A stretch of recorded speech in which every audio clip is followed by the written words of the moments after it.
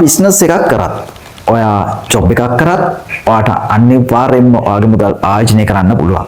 ඉතින් ඔයාලට මතක ඇති 2019 වගේ කාලෙදී මම කොටස් වෙනට මුල ආයෝජනය කියලා දෙයක් ගැන කියලා දුන්නා.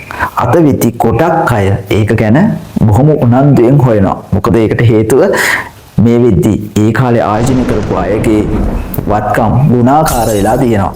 ඉතින් දැනටත් ගොඩක් අය හිතනවා මට මේකෙන් හොඳ ප්‍රතිලාභයක් ගන්න පුළුවන් කියලා. ඒ නිසා තමයි කලින්ටත් වඩා උමනාවෙන් මේ විදිය ගැන හොයන්නේ. හැබැයි ඒ කාලෙදී ඒ කියපු දේවල් බොහොම සුළු පිරිසක් තමයි විශ්වාස කරේ.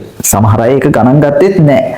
හැබැයි අද වෙද්දී ඒ හැමෝටම තේරලා තියෙනවා මේ කොටස් වල පොලේ මුදල් ආයෝජනය කරනවා කියන එක ගොඩක් වැදගත් දෙයක් කියන දේ.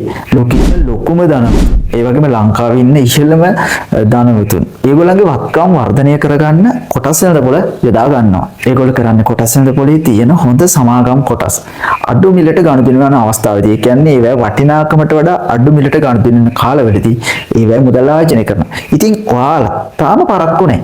හරියට ඉගෙනගෙන කොටස් වල පොලේ මුදල් ආයෝජනය කරන්න ඕනේ. කොටස් වල පොලේ මුදල් ආයෝජනය කරද්දී විශ්වාසවන්ත හොඳ ගැළපෙන වටිනාකමක් තියෙන දිනෙන් දින වසරින් වසර ඉදිරියට යන වත්කම් වර්ධනය වෙන සමාගම් වල ආයෝජනය කරන්න. මොකද අපි සමාගමක ආයෝජනය කරද්දී අනිවාර්යයෙන්ම බලන්න ඕනේ ඒකේ බිස්නස් එක දිහා. අපිට ව්‍යාපාරය ගැන තේරෙනවද? හොඳ අධ්‍යක්ෂකවරු ඉන්නවද? හොඳ කළමනාකාරීත්වයක් තියෙද? මේ හැමදේම අපි බලන්න ඕනේ වසරින් වසර.